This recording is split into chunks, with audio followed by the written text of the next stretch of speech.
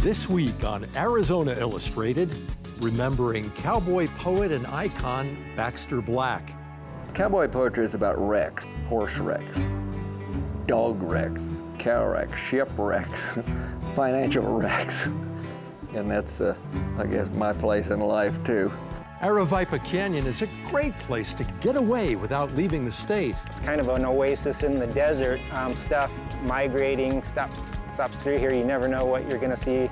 And a primer for some unusual creatures you may encounter during the monsoon. Their breeding cycle, that's a really fun story because the males will actually do a little dance for the females to court her.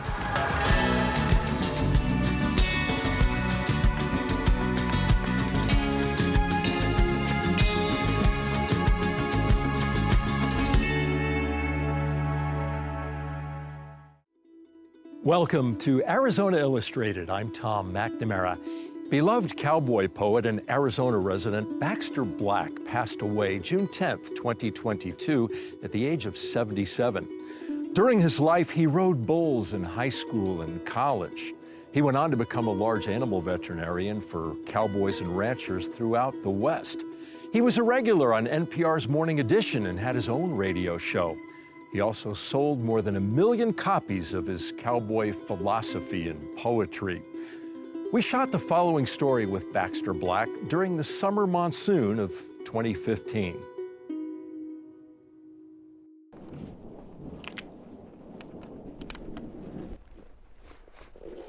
I am writing for the cowboy. Many good ranchers and rich oil men, I love them all.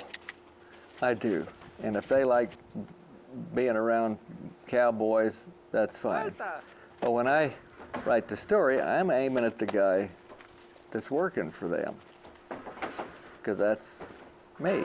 Rudy, lo siento, y usted no puede ir. It started with milking the cow and feeding the chickens on his parents' place. When we went out to feed the chickens, we had this mean old rooster. Seems all things agricultural were in his blood from the start.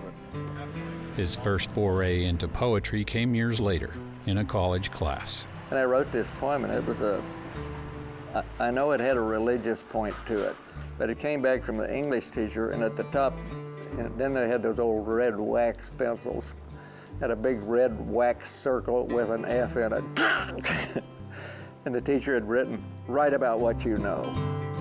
Well, he knew hard work and he knew cowboys. And over time, he went on to write about what he knew. Cowboy poetry is about wrecks.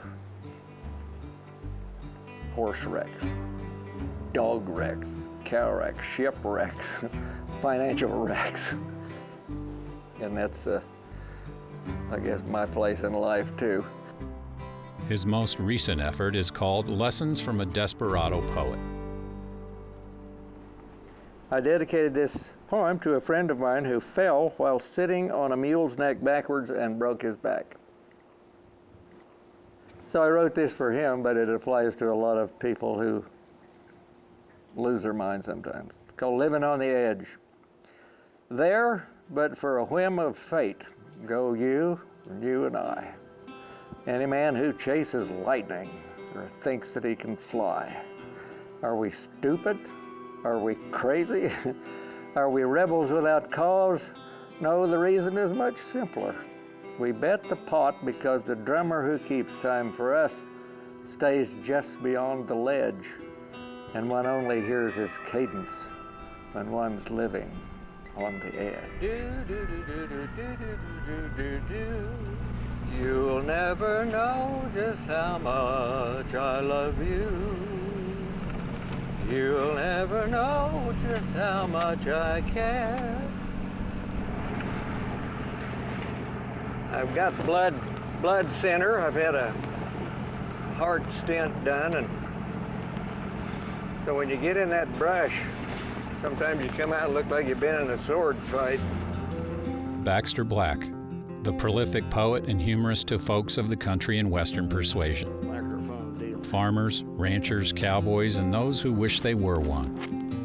As to being a cowboy, Baxter says it's not something you decide. You either are one or you aren't. Listen, we got thunder. It means we're going to have lightning and it's going to rain. and I'm going to get to watch it. When he's not writing poetry and reading to his listeners, he rides alongside his longtime friend and ranch hand, Francisco. Big rain. And if you ride long enough, you're bound to get bucked off. I did get bucked off. And it was a horse that I had been riding for a year. And the first 2 leaps, I was in the leaves, in the branches. And then we came out of there, but I had one rein in my hand. And I just let flat on my back. But I still had a hold of the rein. I was proud of that. Francisco said, "It looked like a rodeo." You know, you gotta be able to take a fall. Financially, if you get your heart broken, you gotta get up and keep going. If you lose your job, you gotta get up and get back on a horse. Stupid as it may sound. Listo, Francisco. Sígame. Baxter Black, now 70, says his poetry is born out of life experience, his own and those he's come to know. Ladies and gentlemen, can you hear that thunder? Voila! He grew up and lived most of his life in places where it doesn't rain. He's called Arizona home since 1997. So I live in a grand part of the world, and one of the things that lured me here, if I could call it that, was I made the mistake of driving through this for the first time in August, and it was verdant and green. And I thought, my gosh, it's like the jungle here. I think I could do this. Sure enough, he's written a poem about rain. Called Feast or Famine. In Feast or Famine, at least examine the game we came to play. Because win or lose, it's how you use the cards that come your way. Just let her rain, the rancher said. I've built up quite a thirst. I know the low road's plumb washed out, the tank dam's bound to burst. We'll have to plant the wheat again and clean the water gaps. But you won't hear this fool complain if it reaches to my shafts. The truth is, friends, we've needed this. We've been so dry so long, I thought we'd have to sell the cows and pay the piper's song. The winter grass just lay there stiff for months, it never changed. I'd walk out through the crackling brown that covered all my range and watch the wind blow dust clouds where good grass should have been. I'd count the bales in the stack and calculate again the days of feeding I had left before I'd have to face the ultimate decision, what I'd do to save the place. The weatherman was helpful, except he always told the truth. Piddling chance of 10% meant it just rained in Duluth. And that's, keep her coming, baby. That's nice for Minnesota, but it don't help me a bit. I gave up chewing Red Man so I wouldn't have to spit. But he said last night, a chance of rain, more than just a trace.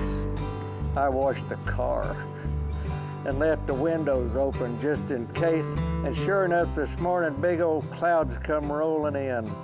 And they parked above the driveway, and the thunder made a din that rattled all the windows in the house where I sat still.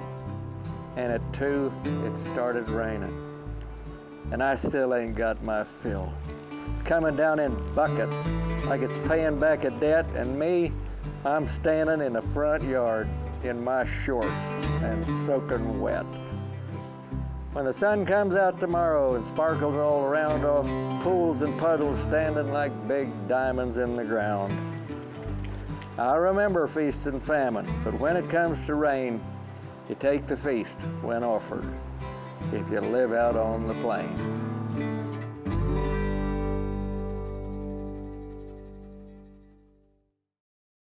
As NPR pointed out, on the frequently asked questions page of Baxter Black's website, he was asked, "What do you want to be remembered for?" And he said, "As someone who didn't embarrass his friends." Well done, Baxter. You will be missed. If you're a city dweller looking to get away from it all during the hot summer months, there is a place where water runs down a 1,000-foot canyon year-round, where bighorn sheep live, along with over 200 species of birds under shady cottonwood trees. This is Aravaipa Canyon Wilderness.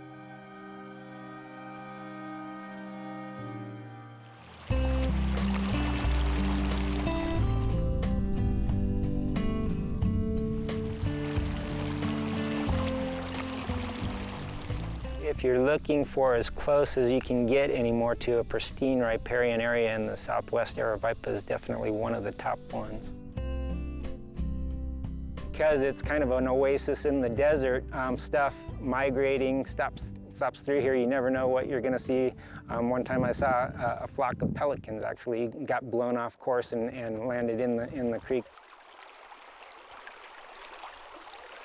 I think the highlights of Aravaipa Canyon is water. I mean, there's water in southeastern Arizona, and it's amazing, it's beautiful, with lush riparian and unique species of plants and animals, and then there's saguaro cactuses standing up next to these really big cliffs and running water. I mean, it's just a really unique experience, and it's fabulous.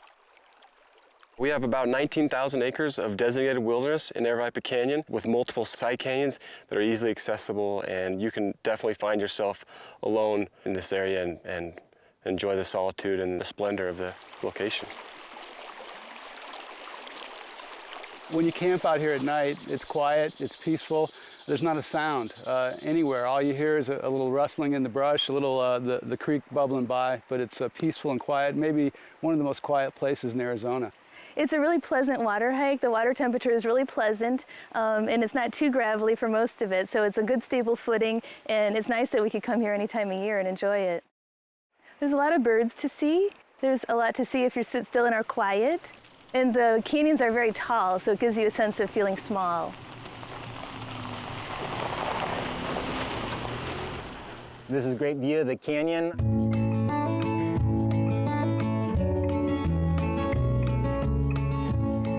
It's a really unique system. This creek and drainage drains three mountain ranges, the Galero Mountains to the south, the Santa Teresa's to the east, and then Mount Graham, the Pinalino Mountains to the northeast. And actually everything, snow melt and runoff comes down into the Aravaipa Valley, soaks into the ground, and then emerges from springs here in Aravaipa Canyon and runs for about 20 miles through the Aravaipa Canyon Wilderness. A lot of people ask me, where's Aravaipa Spring? Where does it start? And the answer is it depends. It depends if it's been a wet year or a dry year. Today, here, this is where Aravaipa Creek starts. And as we go downstream, it'll gradually increase, and the volume will become a lot more until we get down to the wilderness area.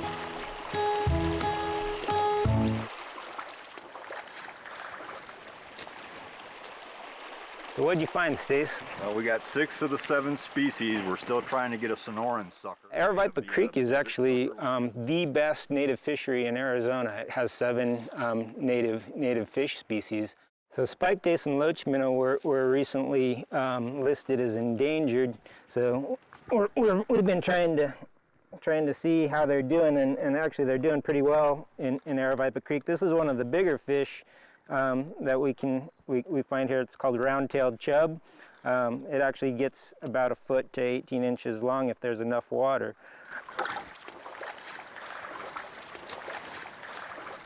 This is my first time coming to Arizona, and being from New York, it's quite a drastic difference in scenery and the environment, especially the canyons, really incredible. I'm used to seeing like gorges and whatnot, but the stark contrast between the plants and animals that live down in here near the river and out in the desert, it's very, very striking to me. What are those marks on his back, Mark? Are they, is that some sort of... Well, it's my first time here, and I think it's really beautiful. When I moved to Arizona, I thought, oh, I'm gonna escape all these allergies, but here there's so many plants here, and I wasn't expecting that at all, but I think it's really pretty, and it's very peaceful here as well.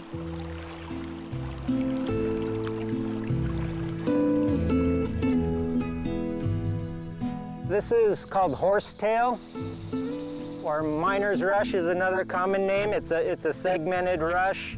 Yeah, that's hollow on the inside. It looks like, what in the old days when the cowboys used to hide from the Indians, it makes a straw, and so they could breathe from underwater. We use it as an indicator species because it's susceptible to trampling by people and cattle. So if you see it in a riparian area like this, it's a sign that it's fairly healthy.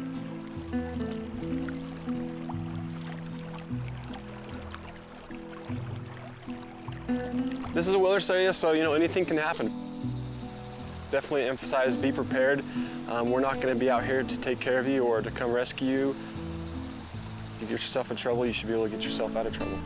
This is definitely a different world from, I believe, 90% of our daily lives. I mean, you come out here and you rapidly forget about social media and your cell phone, and next thing you're just worried about food on your back and getting to camp, and once you're there, finding a good place to lay down and go to sleep.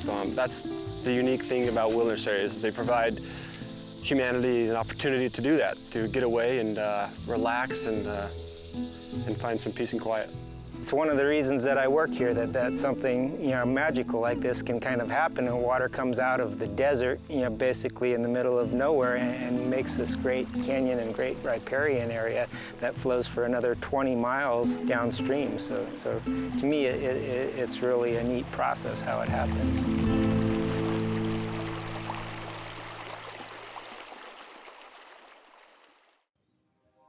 The hot and humid summer monsoon sends a lot of people looking for relief and cover indoors, but if you're out and about, you may see some unusual creatures that actually thrive this time of year.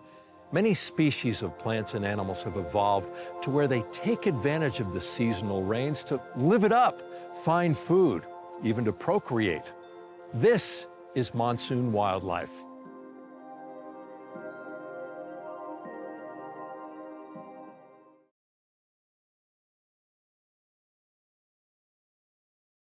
My name is Renee Lazat. I am a keeper at the Arizona Sonora Desert Museum in the herpetology department. The desert tortoise will become active during our monsoon season, and this is also the season that we often will see some breeding behavior between the two sexes of the tortoises. So the males often approach the females and they initiate contact by bobbing their heads and touching noses. And that's usually a tortoise hello, as it were. She'll lay her eggs within a few weeks of mating, and usually by the end of June they're laying their eggs. And then the baby tortoises will emerge at the end of the monsoon season. So right around the end of August, early September is when we're going to start seeing those baby tortoises come up. They love grasses. Grasses is probably their #1 food source. But then the annual plants would be the secondary food sources. And fortunately, those are very available by the end of monsoon.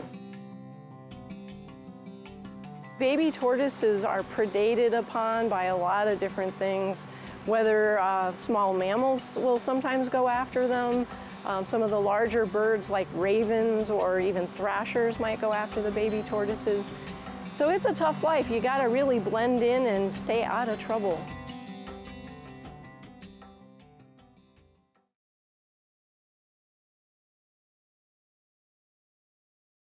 My name is Howard Byrne, and I'm the invertebrate keeper here at the Arizona Sonora Desert Museum. The giant desert hairy scorpion is one that is our largest scorpion of this region, and it's really closely associated as other animals with our rainy season. So it stays deep underground, kind of following the moisture line.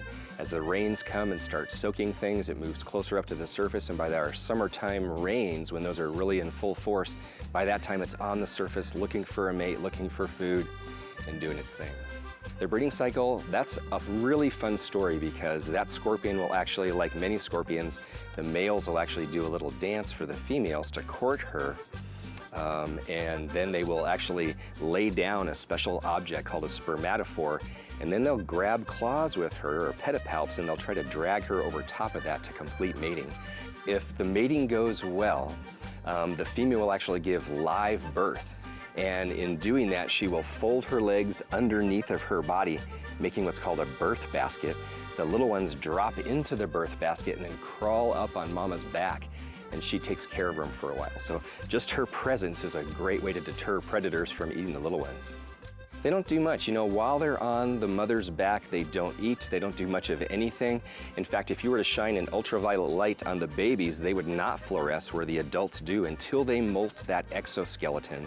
Then they'll fluoresce underneath a UV light. And then at that point, after they've molted, they will leave mama's back, disperse, and go on hunt on their own.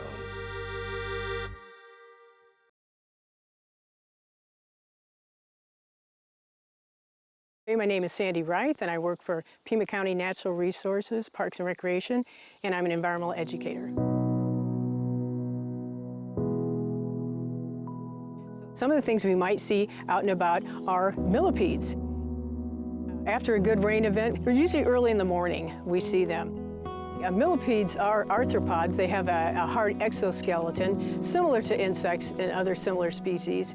And like some other species of insects and arthropods, they lay eggs, but they don't take care of those eggs. They lay the eggs and then move on, and when the little babies hatch, they're pretty much on their own and can survive on their own. Although probably most of them don't survive. They're preyed upon by other species.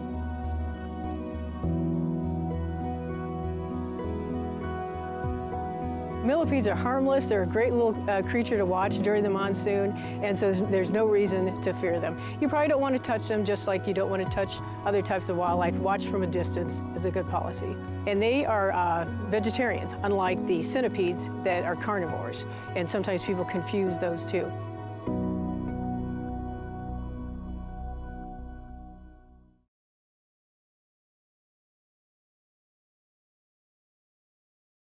The giant desert centipede is probably, to me, one of our most exciting animals. It has great warning coloration. It's a very willing and engaging predator.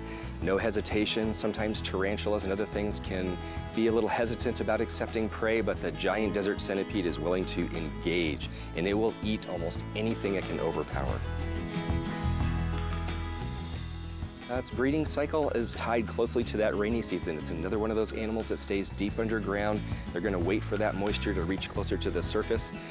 When they are ready, the male and female will mate. If that all goes well, she will lay eggs, about a dozen or 20 eggs, little yellow eggs in a ball, and she will wrap around them and rest her head like some snakes will do right on top and protect those eggs. She'll groom them and take care of them. When they hatch, they turn into little nymphs.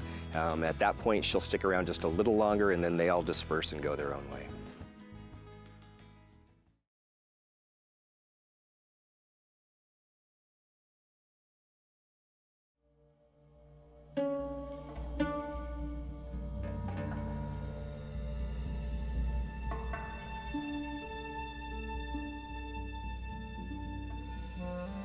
The vinegaroon, or the whip scorpion, is probably, maybe by some people's standards, the ugliest and most awful, intimidating looking creature we have. The good news is it's not really around here where saguaros grow, but if you move down into dry grassland areas, right about where the oak line starts, again, during that rainy season, that's when you're going to come up, that's when we're going to see them. That's when you might, if you're lucky, on a nice rainy, cool night, run into the vinegaroon. Instead of using a stinger or any kind of venom, it doesn't have any of those. But what it does is it can squirt vinegar at whatever's bothering it. So about 85% vinegar, just enough to irritate the eyes and the mucous membranes right into the eyes, mouth, or nose of something that's bothering it, is usually enough to have a smell and a taste that can change a predator's mind about whether that animal is on the menu. The vinegaroons are going to be mating during that rainy season. The male is going to court with the female and mate with her, then he's going to leave and have nothing to do with the situation anymore. When mom has eggs, they're going to be attached to her abdomen. When those hatch, much like the scorpion story, they're going to crawl up onto her back, and then at some point over the next few weeks, they're going to disperse and go about their business finding food.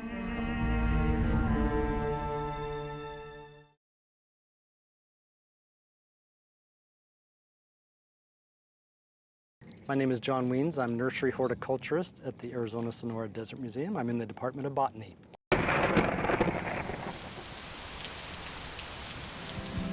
The monsoon means a whole lot for the plants and everything that's associated with these plants. Of course, nothing lives out here in a vacuum. The plants are here because there's pollinators, and the pollinators are here because there's plants. And when the plants bloom, the pollinators thrive, the pollinators start to reproduce, the plants are reproducing, and it's just a wonderful time of the year. And the monsoon is a great time to see butterflies, many different species in Arizona. Some of them are migratory, some are ones that just barely make it up into southern Arizona. There's local resident butterflies, the birds, all kinds of little critters out there in the desert. The monsoon is a great time of year to get out there and do some wildlife watching because many of these species, that's the only time we may see them active. However, be careful when you're out there, especially near thunderstorms. You want to be careful and not go outdoors during those times, but otherwise get out there and enjoy our Arizona wildlife.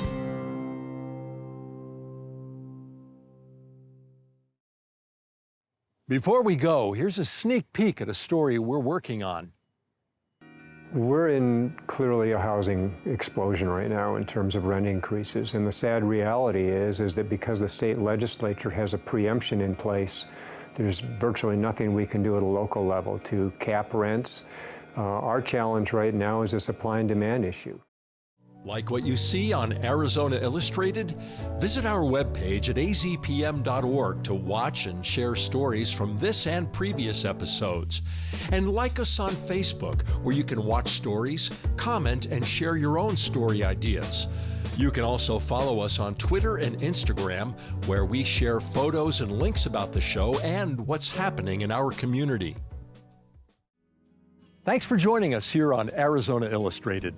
We leave you now with some cool thoughts and scenes, video we've never shown you before. The beautiful snow-covered Rincon Mountains from back in 2019.